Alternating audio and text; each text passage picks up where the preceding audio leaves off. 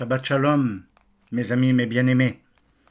Que la paix, la bonté de l'Éternel soit sur vous et que sa joie, sa simcha, soit avec vous, malgré ces temps ténébreux qui conduisent plutôt à la tristesse.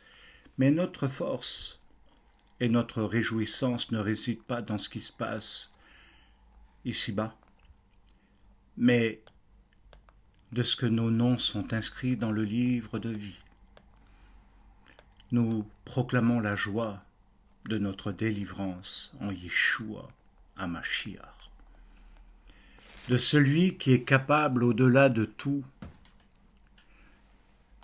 de nous procurer la force qui nourrit notre émouna. Alors, bien-aimés, dans ce temps qui conclut Hanouka, que sa lumière illumine les yeux de votre cœur. Il est important pour nous, dans la continuité de notre étude, de vivre et d'approfondir en quoi consiste le miracle de cette lumière, qui est, qu'on le veuille ou pas, unique et particulier dans l'histoire. Alors, nous avons vu effectivement le miracle de la lumière, l'engendrement du Fils de l'homme, et il nous faut l'approfondir. Il nous faut approfondir parce que nous allons entrer dans quelque chose qui assoit notre identité hébreu messianique, notre identité dans la pensée d'Israël.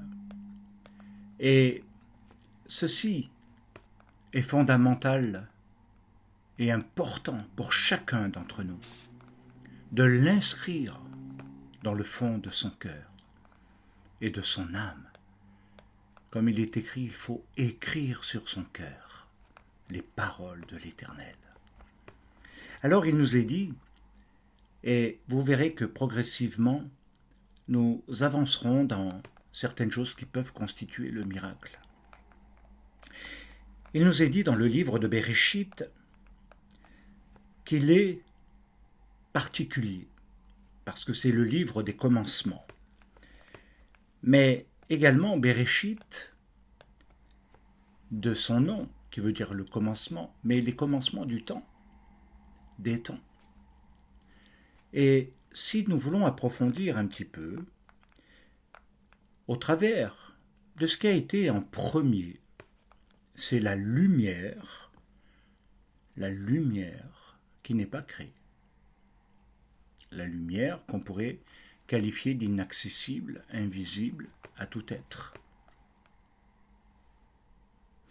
Et si nous voulons approfondir un petit peu cela, c'est non seulement la compréhension du temps, mais c'est aussi en rapport de tout ce qui sera,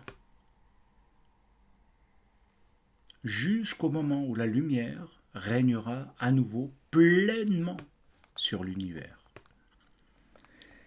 Et je crois que derrière le secret caché de Bereshit, c'est de nous amener à cette compréhension que c'est aussi ce qui engendre. Et nous verrons les définitions. Ce qui engendre, enfante, fait naître, apparaître. Et c'est une notion extraordinaire. Mais ce qui enfante et fait naître à partir de la lumière et non des ténèbres. C'est très différent. La lumière divine, la lumière de Dieu. Alors, il nous est bien dit que dans ce sens, dans le livre de Bereshit, quelque chose qui a constitué pour moi un point d'éclairage du mystère. Il est écrit « Ve'ele toldot Yitzhak ben Avraham » et voici les engendrements d'Yitzhak, fils d'Abraham. Voici les engendrements d'Yitzhak. La question est pourquoi à partir d'Yitzhak, alors que la logique aurait voulu que ce soit à partir d'Abraham? Il aurait dû être écrit Abraham engendra Yitzhak. Ou il aurait dû être écrit autrement, voici les engendrements d'Abraham. Yitzhak, Jacob, Ésav, etc. Ce n'est pas une anomalie, il faut bien le dire. Il y a comme un inversement dans le texte où ça pose question. Il est dit qu'Abraham engendra Yitzhak.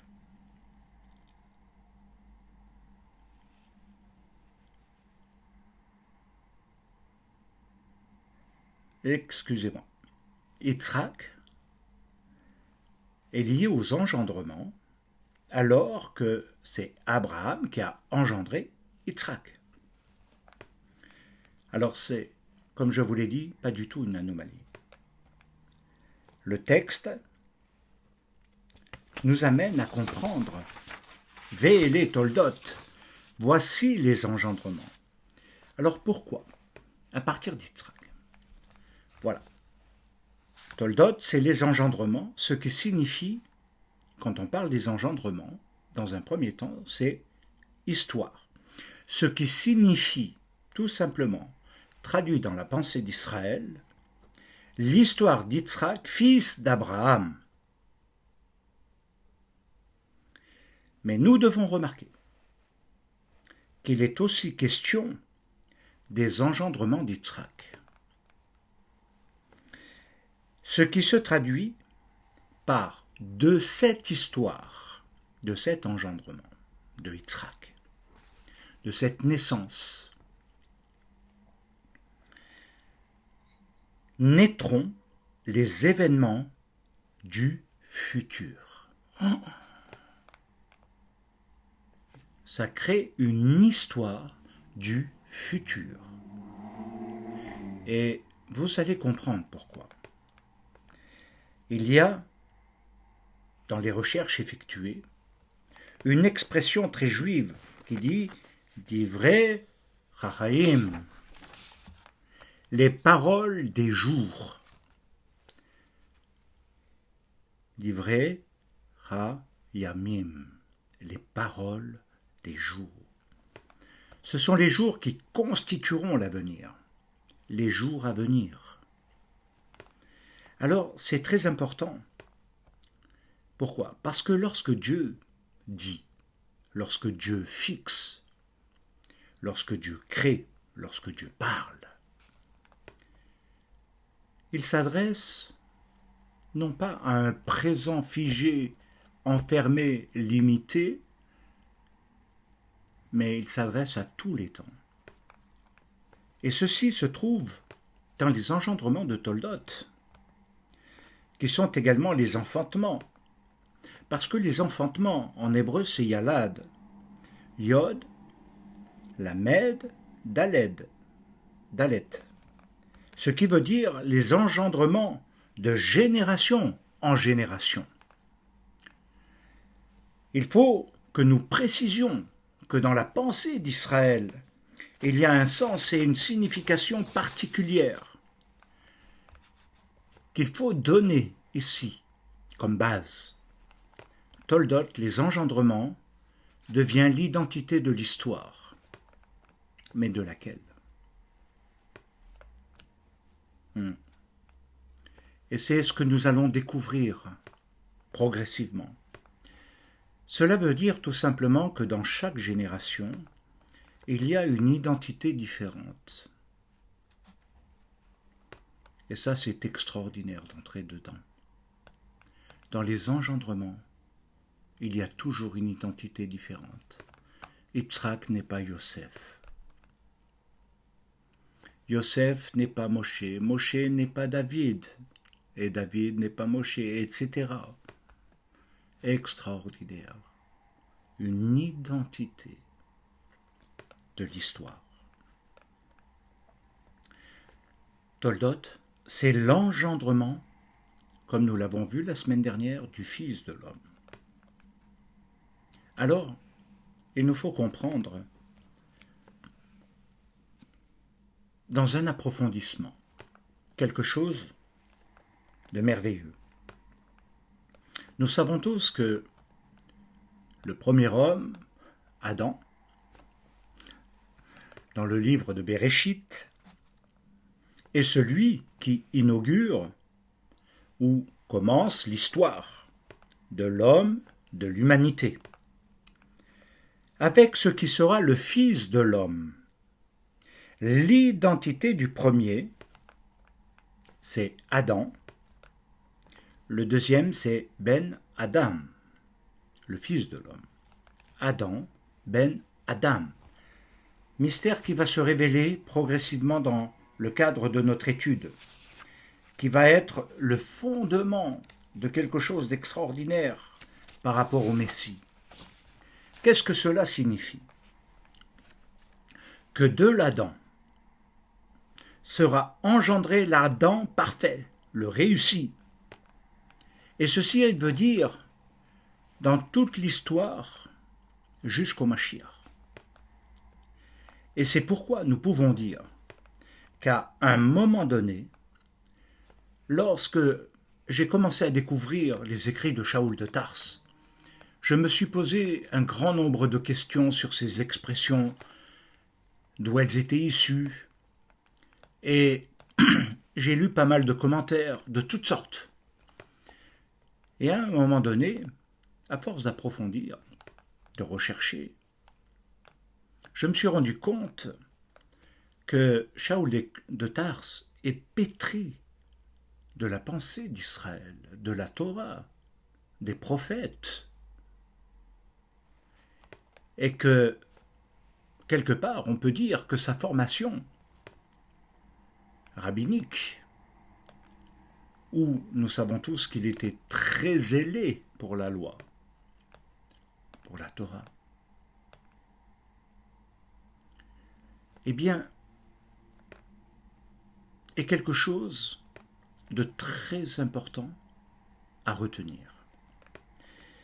Alors, ceci nous amène à comprendre que nous devons maintenant peut-être avancer un peu plus loin dans notre identité de croyants en tant que juifs et de non-juifs, se rattachant, se rapprochant des racines d'Israël, de la Torah, de l'identité même du Messie.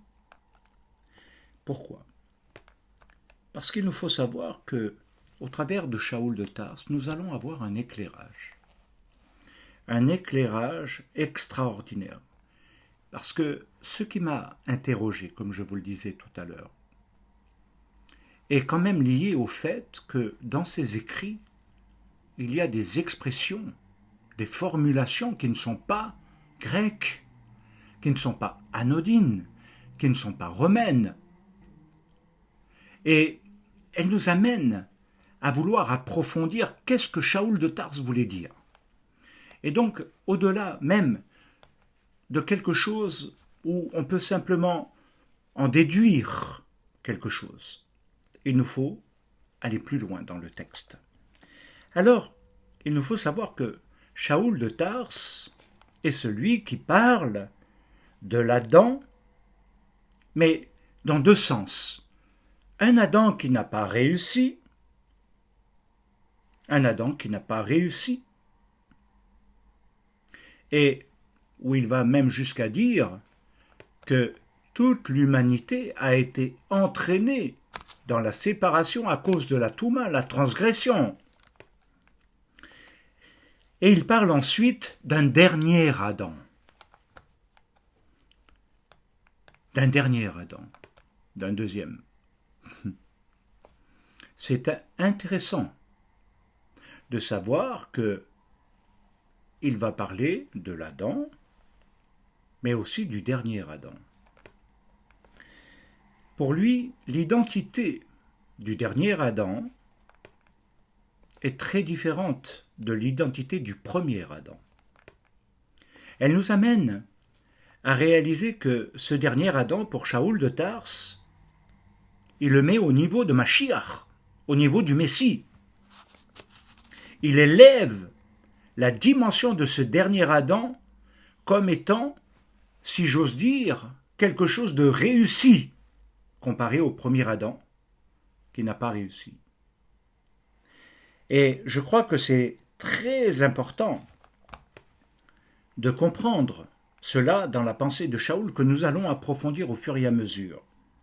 Même si vous avez l'impression que on va un petit peu, voilà, bifurquer à un moment donné, mais on revient. Alors pourquoi? Parce que la transgression, comme je vous l'ai dit, nous savons qu'elle est devenue le monde de la séparation. Et dans ce monde de la séparation, toujours dans la pensée de Shaoul de Tars, il va parler de l'homme qui sera engendré à partir de là. L'homme engendré, l'homme qui naîtra, ce qui sera enfanté, malheureusement, deviendra tout simplement l'homme de la séparation. Toutes les générations sont malheureusement incluses dans un monde de séparation, inexorablement.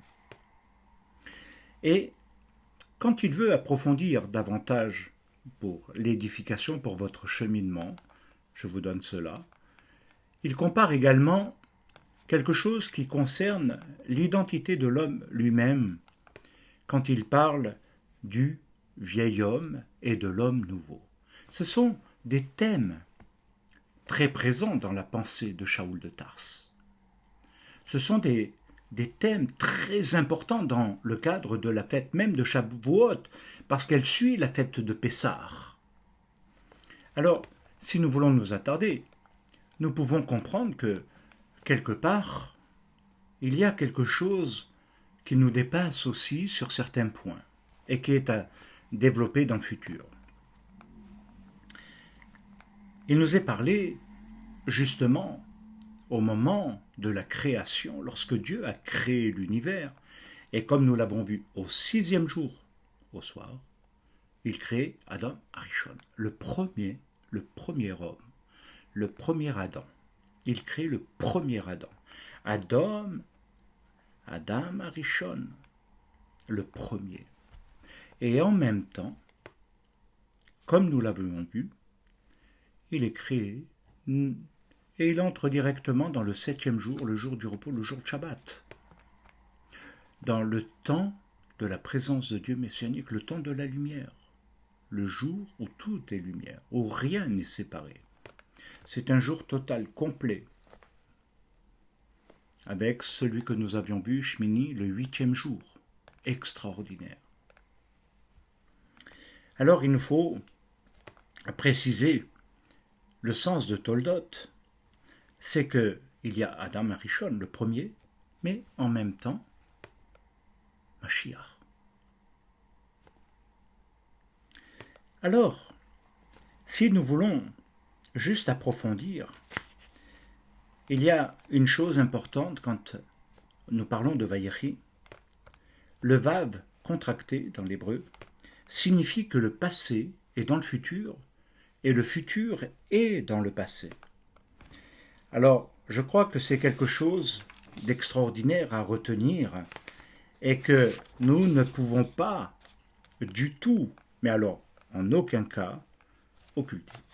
Maintenant, il nous faut savoir qu'Adam Arishon, le premier Adam, l'homme de la création, celui qui est né le 6e jour, car Adam est né le 6e jour de la création. Il nous est dit qu'il a été créé à l'image et à la ressemblance de Dieu. Et ceci est totalement vrai. Créé à l'image et la ressemblance de Dieu, tant qu'il demeure dans le Gan Eden. Il reste et demeure dans le Tselem. Mais, comme nous l'avons vu, à un moment donné, Adam Arishon va entrer dans le monde de la transgression et ainsi tout l'univers et toute la création dans cette voie. Et là, nous devons nous poser la question. L'homme créé à la ressemblance de Dieu, Adam Arishon, va amener à ce que les futures générations, ceux qui naîtront de la transgression hors du Gan Éden, eh bien, seront à la ressemblance de la transgression d'Adam, qui est tout simplement la figure de celui qui était normalement destiné à venir. C'est-à-dire que tout à coup, il y a un monde de séparation, comme on le verra, et quelque chose qui se modifie à cause de cette transgression, mais qui en même temps, comme le dit Shaoul de Tars, car tous ont péché, mais tous ont raté le but d'entrer dans la plénitude du Messie, de l'identité du Messie, et sont privés de la Shrina, de la gloire de Dieu. Car tous, sans aucune exception, ont péché. Mais encore faut-il définir cela normalement dans la pensée de Shaoul. Alors, il nous faut savoir que derrière, Adam Arishon était destiné à devenir réellement, s'il n'était pas entré dans le monde de la transgression, l'identité, l'image, la ressemblance de Mashiach. L'humanité parfaite réussit.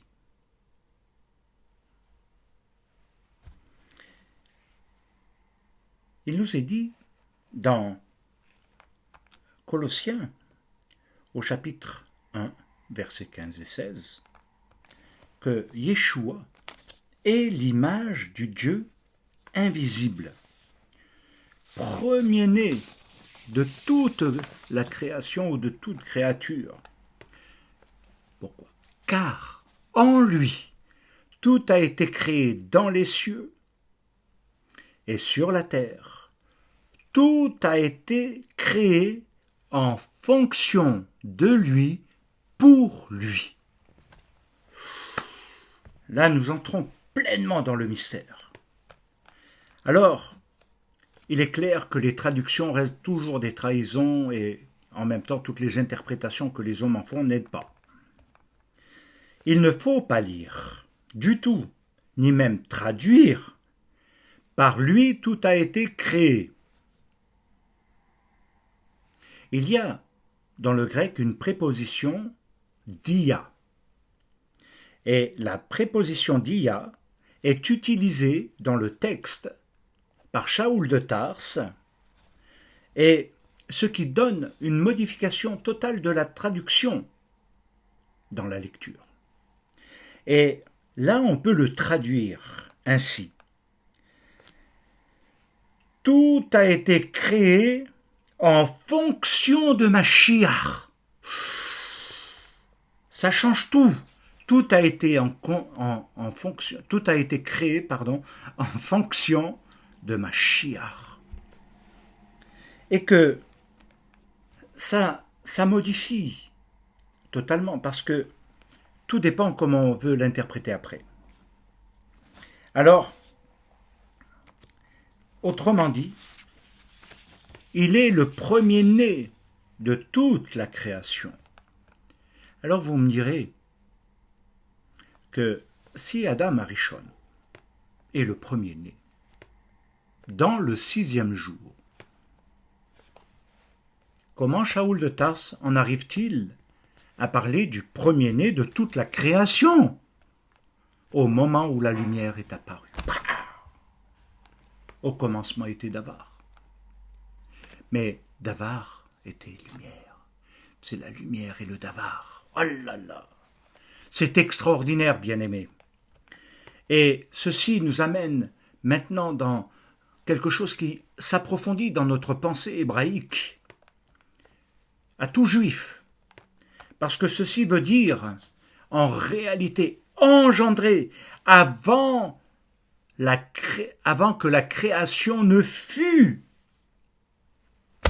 premier-né dans la pensée rabbinique de Shaoul de Tarse, de tout ce qui a été développé au travers de cette préposition dia, signifie, et je le répète, qu'il est le premier-né de toute la création, c'est-à-dire que même avant le premier jour. Et qu'est-ce qu'il y avait avant le premier jour? La lumière. Et Shaoul de Tarse est un homme éclairé, est un homme qui a reçu la révélation divine pour donner la compréhension de ces mystères. Et là, il nous dit que il y a eu, parce qu'il est premier-né, mais premier-né pas dans le sens d'une naissance naturelle, il est le premier-né dans le sens des engendrements des Toldotes. Il est le premier-né dans le sens engendré. Tu es mon fils, aujourd'hui je t'ai engendré. Proverbe 8. Tu es mon fils. Et nous avons vu plusieurs passages messianiques la semaine dernière. Alors, approfondissons. Avant que la création ne fût, ça veut dire quoi? Avant qu'il ne personnifie la totalité du projet divin. Au travers de lui, tout le projet divin, au travers de ce que je viens de vous dire, tout a été créé. Et c'est ainsi qu'apparaît premier jour, deuxième jour, troisième jour, quatrième jour, cinquième jour, sixième jour et Shabbat. Tout a été créé en fonction de lui. En fonction de lui. C'est-à-dire que le jour 1 est en fonction de lui, le jour 2 est en fonction de lui, mais le jour 6 est en fonction de lui, le jour 7 est en fonction de lui, pour lui. Ah là là là. Quelque chose d'extraordinaire. Et derrière, Shaoul de Tarse nous amène à réaliser que Yeshua est le dernier Adam. Il devient ainsi, dans l'identification, le premier-né d'une nouvelle humanité. Le premier-né d'une nouvelle humanité. Qu'est-ce que ça veut dire? Ça veut dire d'une humanité qui a vécu la réparation, la réconciliation. Le Tikkun Haolam, il a réparé ce qui était, il a réparé, si on peut dire, la dimension de l'éternité qui a été coupée pour faire entrer l'homme dans le monde de la limitation et de la temporalité. C'est extraordinaire, bien-aimés, vous ne trouvez pas, d'étudier comme ça au pied de notre maître Yeshua. Et je crois que c'est extraordinaire, parce que Yeshua est le dernier Adam, mais il devient ainsi le premier-né d'une nouvelle humanité, d'une humanité réparée. Ce qui fait que tout le but de la compréhension d'un Messie dans l'histoire, d'un Messie rédempteur, qui nous délivre de la mort, de la séparation, la conséquence, afin de nous réconcilier avec Dieu. C'est ça le tikkun. Adam Arishon est modelé à partir du sol. Et le sol en hébreu, c'est le jeu de mots. Adam, et le sol, c'est Adama, qui est le sol, mais aussi traduit communément par la poussière. La poussière du sol. Alors, c'est là que Shaoul de Tarse est en train de lever le voile par rapport à ce mystère. Relevant qu'il y a dans le Messie une nouvelle humanité, c'est-à-dire une humanité renouvelée, qui n'est plus de l'Adama, du sol, de la poussière, qui n'est pas liée à tout ce que nous avons vu au préalable, mais qui maintenant est née d'en haut, à partir de la lumière, comme dans Jean 1.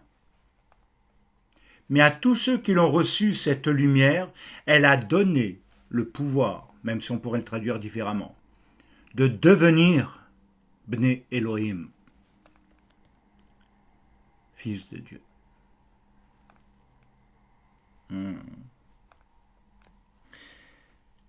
Il y a quelque chose où nous devons véritablement réaliser. Ce sont aussi ces mauvaises traductions, compréhensions, voire interprétations parfois en fonction de la pensée de certains théologiens.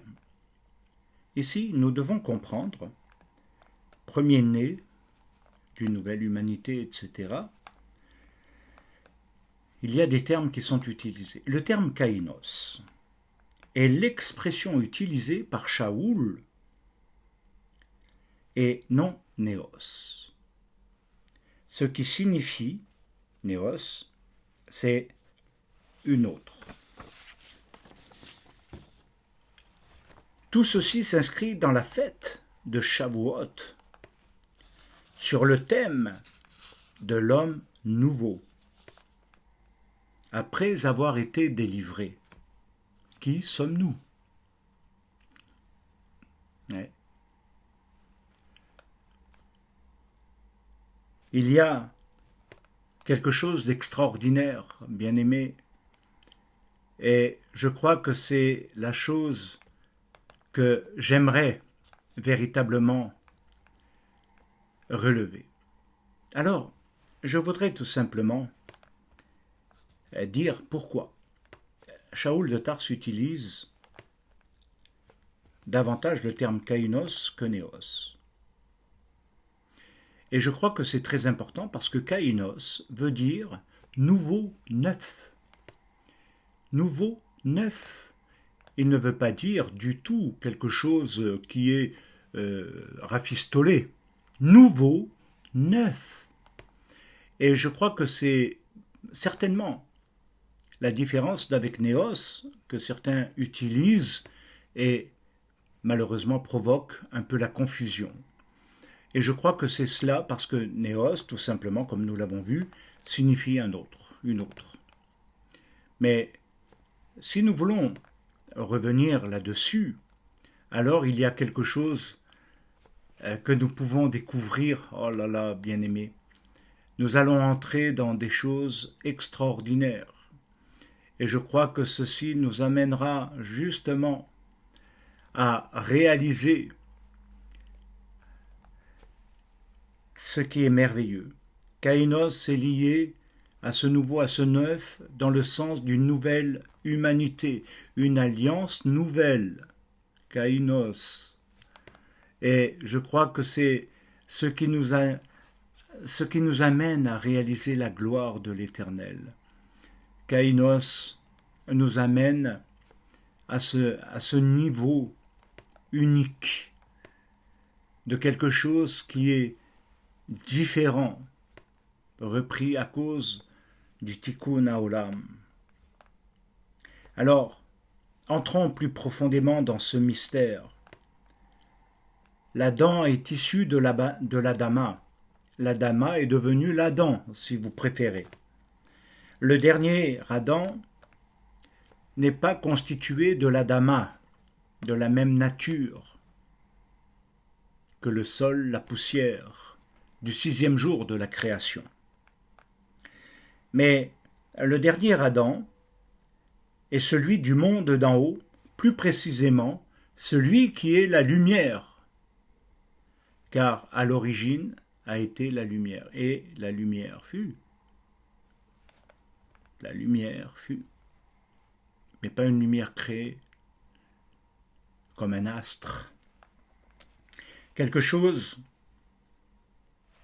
qui nous amène à comprendre que le mystère réside dans le lieu du Gan Eden. Le lieu du Gan Eden.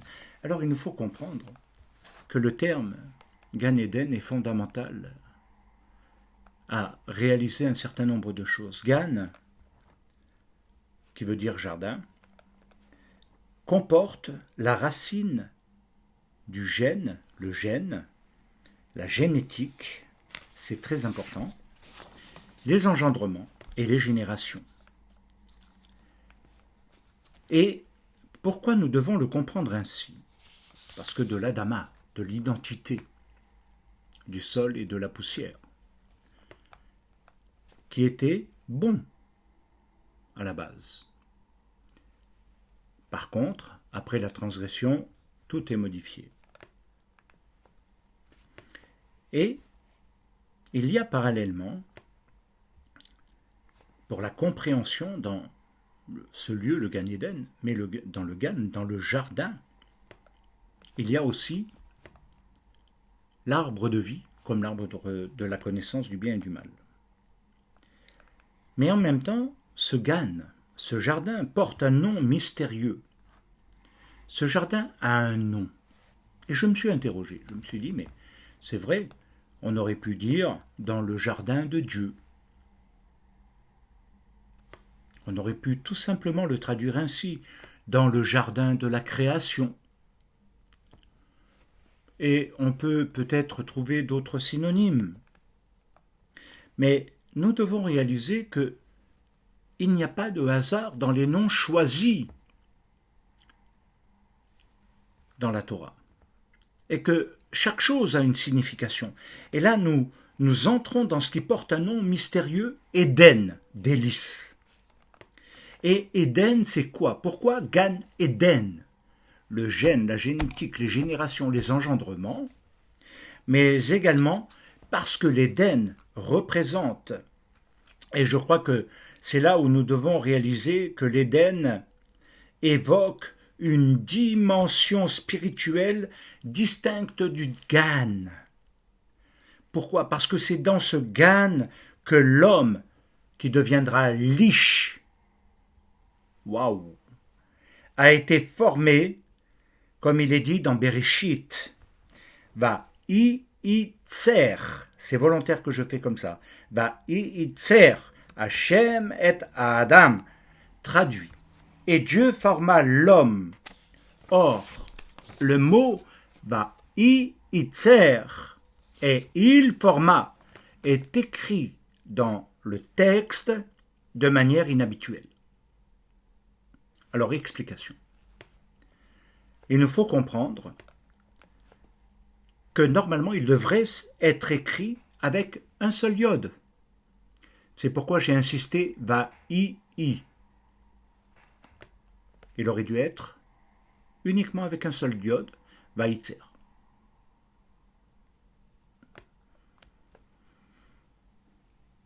Un seul iode. Ce iode,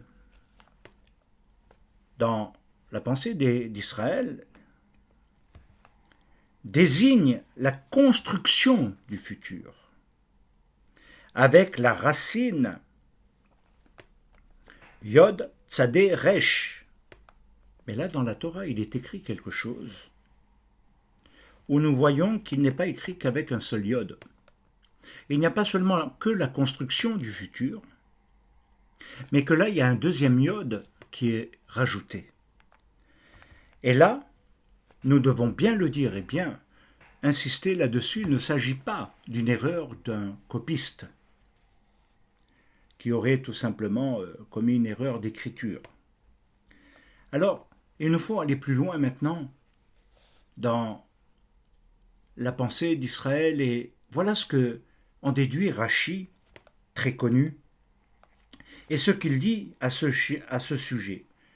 Shtei yetzirot, yetzira leolam hazeh, vehi yetzira letechiat ametim, aval beichema, she'ena umadet ledin, lo nirtav, bi'etzirvata, tshne odim, yehudim. Alors Rashi nous amène à comprendre la traduction. Parce qu'il explique qu'il y a deux formations. Deux formations.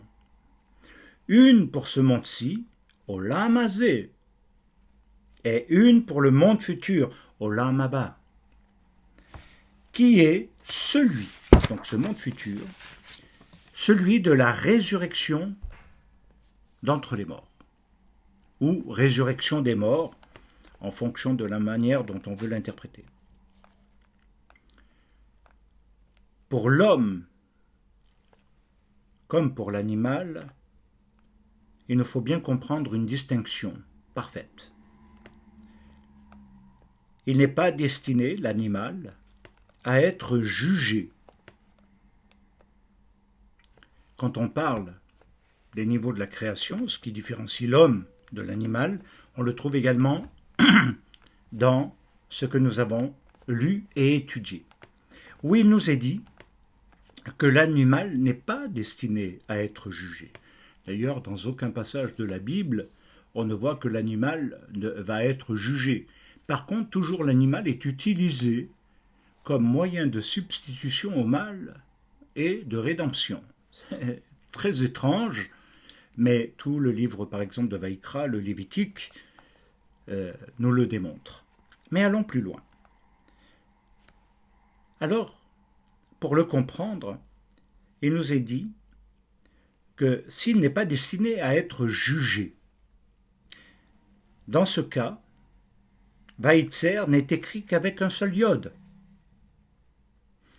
Quand il est né, quand il a été formé, quand il a été créé, si vous préférez, un seul yod à sa formation-création. Ce qui veut dire, tout simplement, que l'homme a été créé, formé avec 2 yods. L'animal, un seul. Voilà une première clé du mystère. Ce qui veut dire que seul l'homme possède les 2 dimensions de l'existence. Et écoutez bien, car nous rejoignons toute la pensée que nous avions développée au départ. Terrestre et céleste.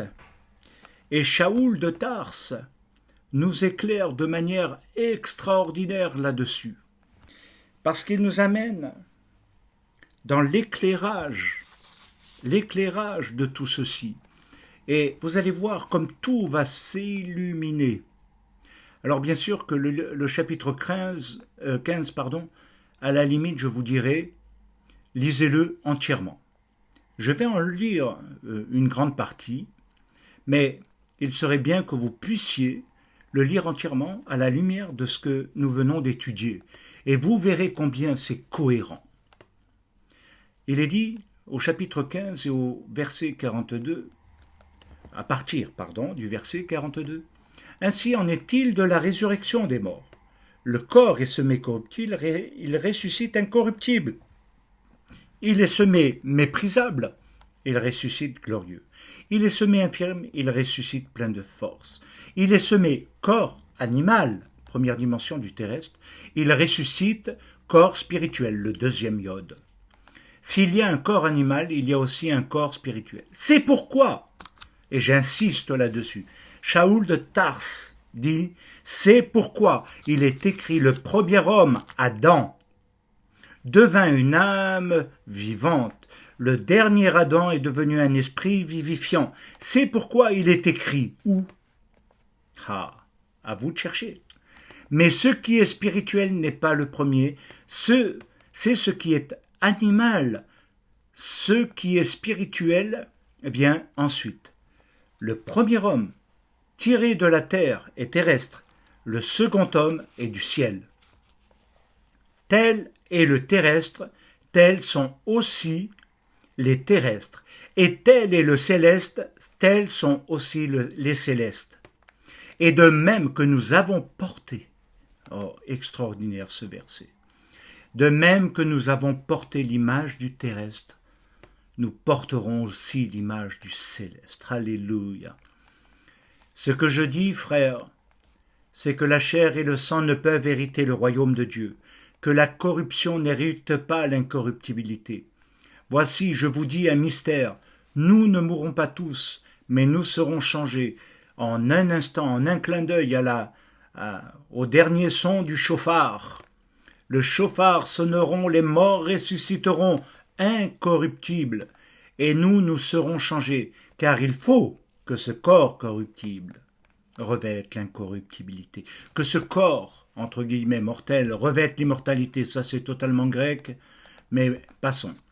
Lorsque ce corps corruptible aura revêtu l'incorruptibilité, que ce corps mortel aura revêtu l'immortalité, alors s'accomplira la parole qui est écrite.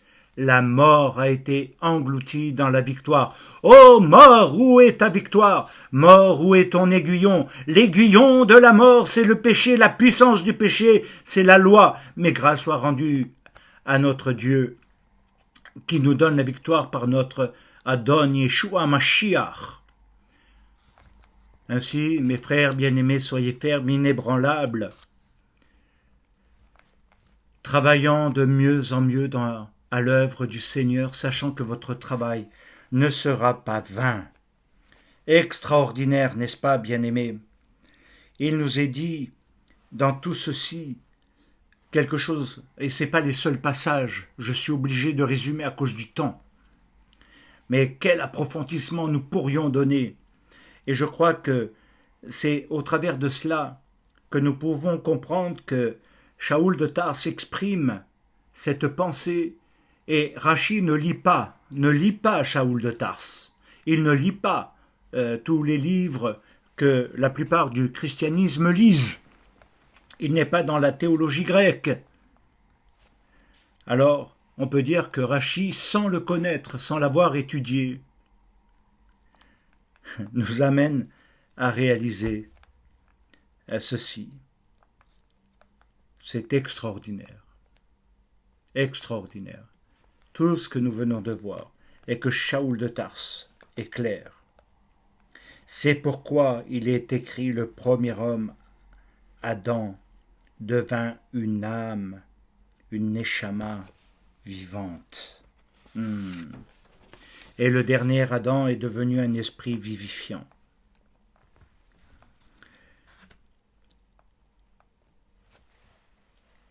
Le premier de la terre, le second du ciel. Mais la question que je me suis posée, que peut-être vous ne vous posez pas, c'est normal, je me suis dit, mais le ciel c'est tellement vaste et tellement vague comme définition.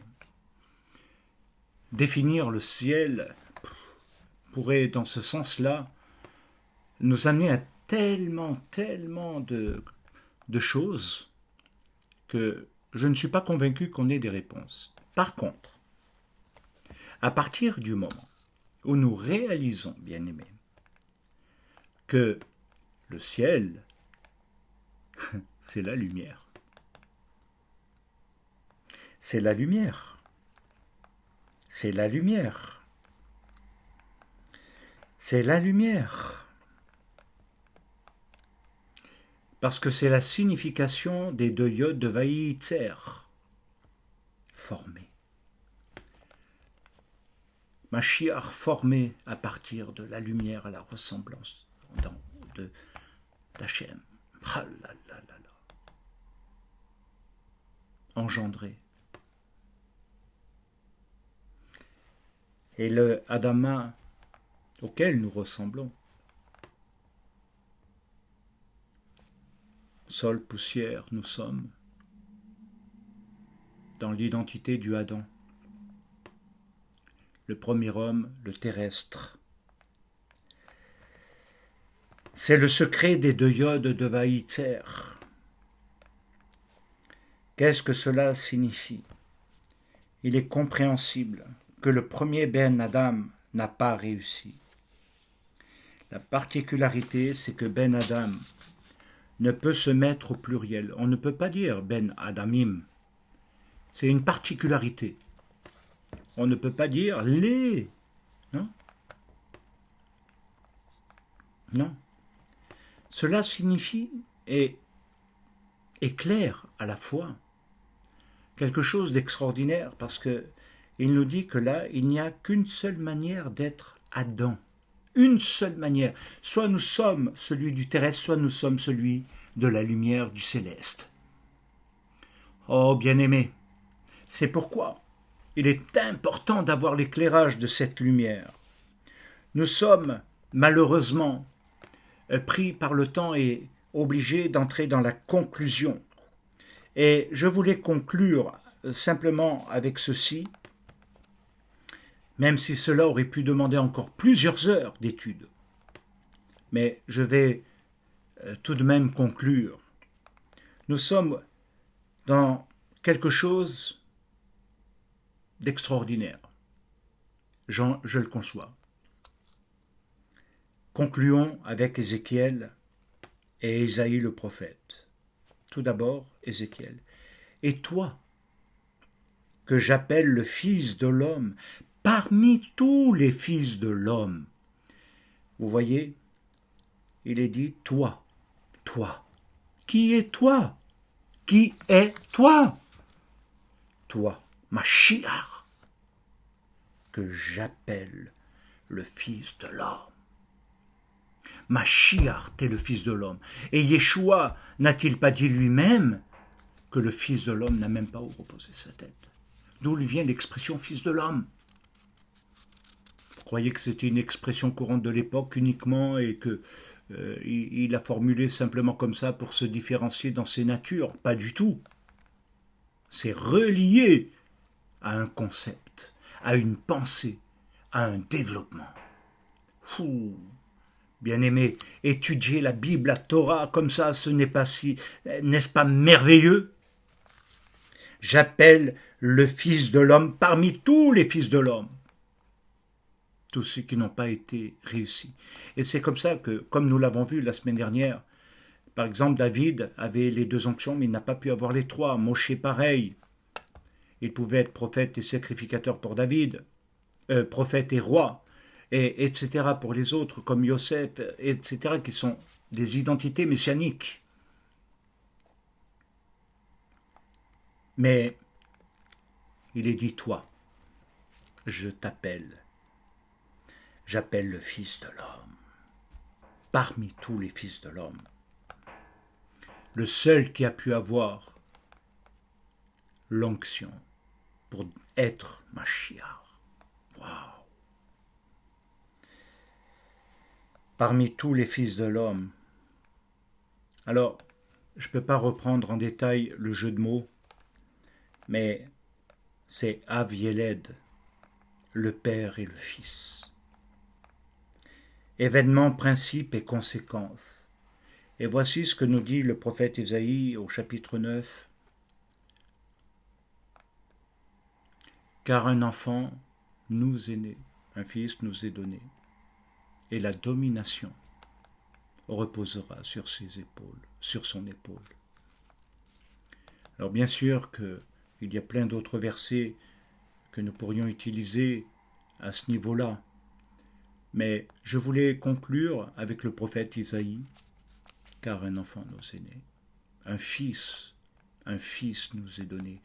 Et pour revenir à la pensée du début, alors effectivement, dans ce sens-là, nous pouvons comprendre les engendrements d'Yitzhak. Oui, le fils d'Abraham. Halala. Avieled. Avieled. Oh là là là là. Si je m'écoutais, bien-aimé, je continuerais tellement que je suis pris dans le sujet, tellement que je suis envahi de la gloire, de la shrina, de l'amour du Seigneur, tellement que je souhaite que vous receviez encore et encore, que votre cœur ait soif de Dieu. Concluons en disant, car un enfant nous est né et un fils nous est donné. Alléluia. Que Dieu vous bénisse, bien-aimés. Que Dieu vous garde, que Dieu vous renouvelle, que Dieu vous élève, que Dieu vous transporte dans sa gloire maintenant. Alléluia. Que vous soyez remplis de sa Ruach HaKodesh. Que vous ayez la vie, la puissance de Dieu en vous. Que Dieu vous bénisse. Je vous dis à très bientôt, bien-aimés. Shabbat Shalom. Amen ve Amen. Toda Rabba. En Yeshua notre Messie.